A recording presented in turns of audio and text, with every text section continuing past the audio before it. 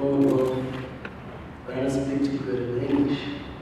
And because of that, I got picked on a lot of school, got bullied. Not because I was a tough guy or weak, but just because I had the heaviest accent, like a real African accent.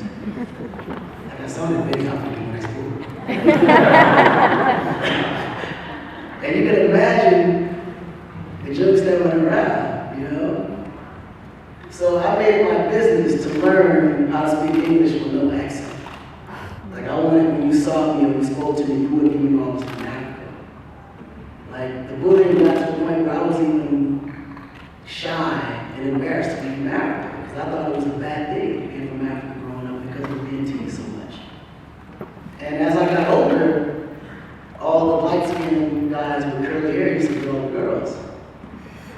And I was real dark, nappy hair, accent. I didn't get no girls.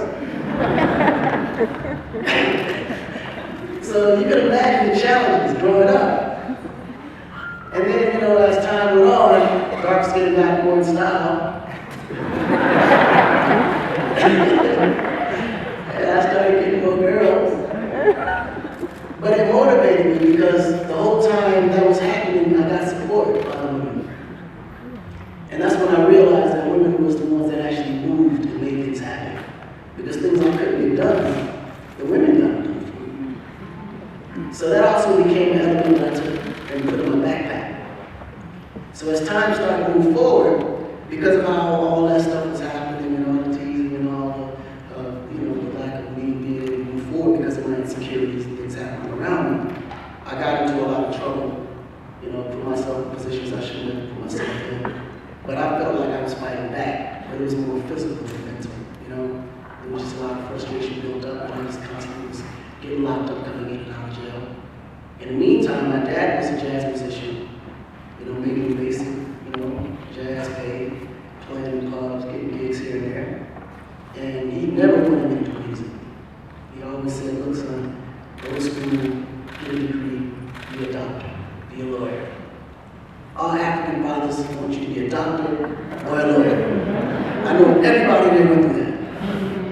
Right? So I said, no problem, Pop, I'll do that. Went to school. But I was singing. I was playing piano, I was doing musical stuff. I said, my dad's a musician. So why can't I be a musician? And ultimately, as time went on, every time I thought or spoke music, my dad would be like, hey, speak music in this house. I'm like, Dad, you do music. He said, yeah, look at us. I said, yeah, look at us. See, now you gotta understand, I was very happy where I was at. I was very content. Bills were paid, I had a roof over my head, I ate meals, 3 meals a day. So I thought, what could be more, worse than this compared to where we was living in Africa, where we was in the straw, no electricity, no warm water. I was playing soccer with no shoes on. There's a whole other lifestyle. So I felt it couldn't get no better than the life I'm living in America. Whereas my dad had a better, or in his mind, had a vision for us that he always saw, like he foresee what me and my brothers would one day become. Naturally, I'm just being naive and not knowing. I'm just living life and being a free spirit. I'm happy as it is because there's no responsibilities at the moment for me. So as I graduated high school, because of my little, juvenile record, I realized I couldn't even get a basic job at McDonald's. Because the moment I filled out my application, and then there was this thing that said, have you ever been convicted of a felony or been locked up? I would naturally have to check yes, because I knew they would check. I couldn't lie. So now it was up to the boss to decide who would give me that opportunity. And 95% of the time, they would just not call me back or give me a reason for not hiring me. So you can only imagine what the thought process was at that moment. Now I felt like I had nothing to lose. I can't get a job. My dad don't want me to do music. I'm in a position of, what am I going to do? I got to make some money and I want to be rich. I just didn't care how it was going to happen. I was going to be rich. Like that was the mindset I had in mind because I didn't want my mom or dad to ever have a son or ever feel like that they couldn't live a life that they always wanted to live. So I got caught up in a lot of miscellaneous crimes. that turned into big crimes. And then I became an entrepreneur on the street and became actually very successful. You know, I had an anti-car theft operation where I stole cars and resold them. I know it sounds crazy. It happened. And I had a couple of DMV connections, which were real innocent little women who I would call after I stole the car and said, I need you to register this car for me, and I got $1,000 for it, you wanted to register. So guess what? That was operation within itself. You get a Highline car for a penny of the price, and then we make what, $10,000, $15,000 per car. So when I looked at it, I was like, well, Dad, I'm making about $100,000 a week. Selling Mercedes, like $10,000 a piece. I got it made, you know. It's legit. I got my DMV connection. You got a legitimate car. I got a couple of Mexicans that can chop it up at the shop. It's a win-win situation for me. But I'm not thinking about the consequences that comes shortly after. So I get locked up. And when I got locked up, I had this one roommate who actually was on his way to death row, and he looked at me and he was like, man, like, what are you doing here? And I was like, man, that's the reason you're here. He said, no, I'm here for murder. You in here for some bullshit. Excuse me, guys, but I have to make it. So you understand the dynamic.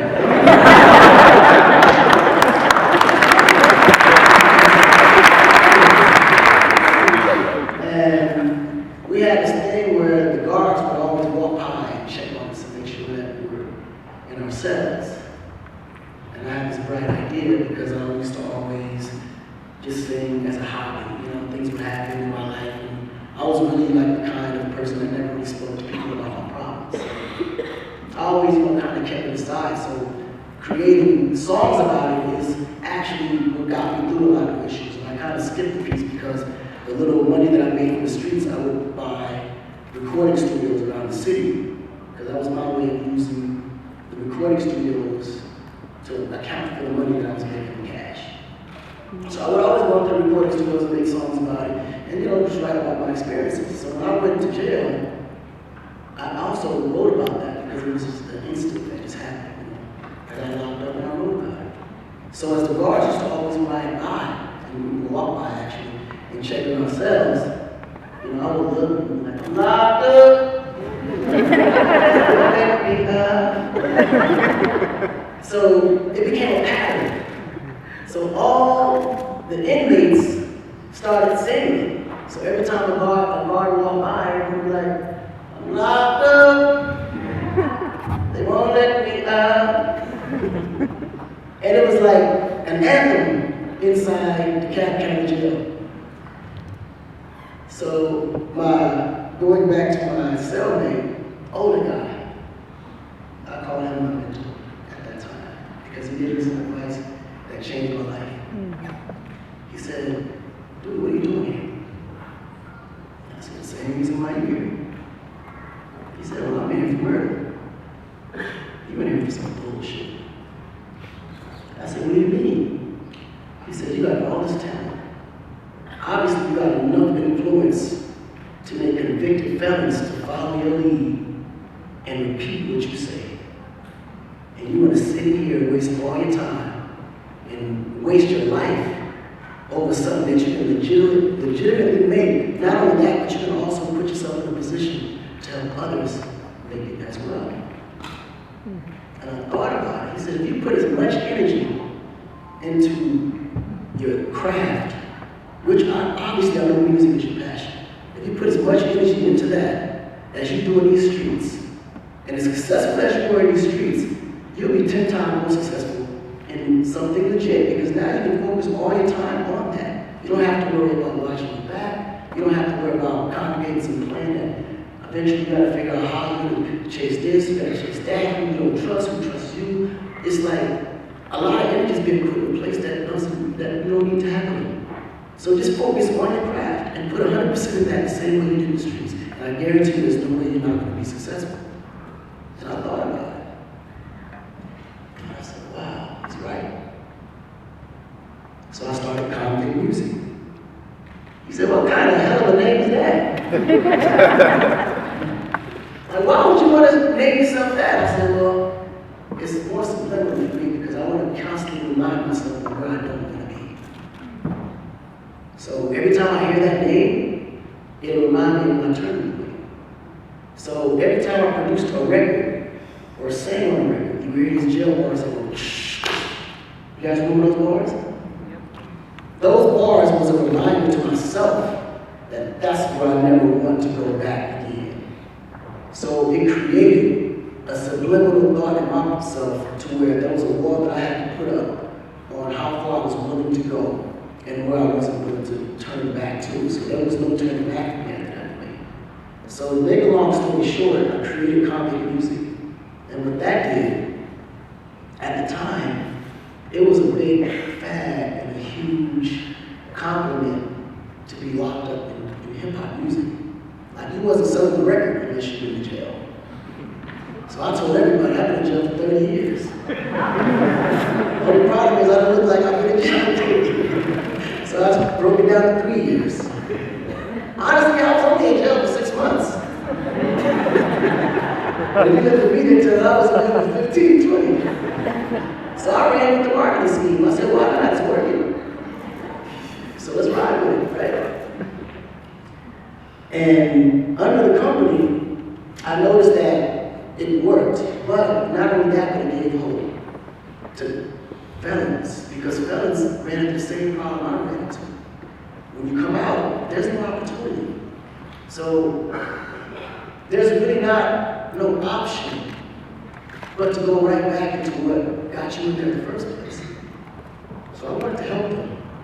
So I picked out any felon that I realized that had talent and could utilize that talent to create a better life for themselves and their families. So I started employing felons and then signing them to record deals. And through that, we founded artists such as Young Jeezy, T-Pain. I mean, it goes on and on, Young Thug, K-Pop. And it ultimately allowed them to become entrepreneurs themselves. And guess what? When I met them, they had nothing to lose and was willing to do anything. Even if it meant robbing or running into somebody's house. And then rapping about it, knowing that the record would never sell. But because I gave them that opportunity, they had something now to lose. So a decision that they would make hanging on the corner of the block with their friends, they would normally, in a normal situation, they'd be like, all right, I'm with it, let's do it. But now they have a career and a promise for tomorrow, and a bank account filled with money, and a family that depends on them. So now when that same idea pops up, and they're invited to something that they know they're not a part of or shouldn't be a part of, they're like, nah, you know what, I'm cool. Y'all go ahead. Catch me when y'all get back. They would easily route to the left and not go back the way they came in because now they actually have something to lose. And that always followed me because I realized that my career was built on helping others build their careers. So I went on to just sign more people. And before you know it, it became an empire. You know, we found artists such as Lady Gaga, who became the ultimate promise to show, that even told me that this could be possible. And things like this could actually happen for a normal person that came from Africa, got into trouble, became a convict, no opportunity, created an opportunity, and was supported by people around him and actually made it. Now utilizing that same support and putting it back to give other people support so they can do the same thing. And that's really what entrepreneurs is about. It's about growing. It's about creating and making something happen, making the impossible exist to be possible. So I know the majority of the African entrepreneurs here, I can only imagine what it took you to get here. You don't even have to tell me your story, because I know mine, and it's not too far from yours. So ultimately, the key is unity. We gotta unite each other. We have to be in a position where we can communicate those thoughts, those ideas, and figure out where we can align each other's ducks and dot each other's T's and I's. So if we don't come together with opportunities and ideas of each other to help each other's organizations and empires grow, then it only it takes a lot longer for you to get to the area where you're trying to go. So this brilliant idea of putting entrepreneurs together in one room, I don't know how to applaud that. There's no words to applaud how amazing and how important it is, especially in Africa. Because I always felt that in Africa, our biggest, ultimate, I could say, default is unity. I always felt that if Africans, if we could unite, just like really come together, we could grow a lot faster. And we can grow a lot stronger. But ultimately, of course, there's a lot of history in Africa. Our mother has suffered in so many ways that it's hard to really medicate it. It will never walk the same again unless we actually operate on it. Do our due diligence, create opportunities for these youth who it will be their responsibility to move forward and take it to the next step. Because all we do at this point, we're literally running track. We have to pass that baton. But before we pass that baton, we have to at least get a small lead and give them an advantage. So just look at this like the big race. And as long as we're in the race, we can make it to the finish line. Winning is not really the purpose. The purpose is to get to the finish line.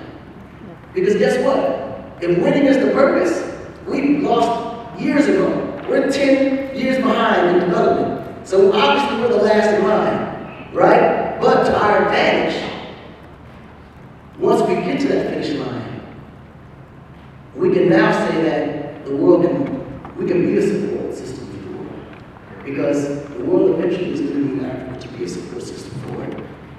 We have ample land, we have ample resources, we have ample people, we have ample youth, we have ample women, we have ample sun. Like, we have more than we would ever need. We just need to figure out and educate each other on how to utilize that to our advantage.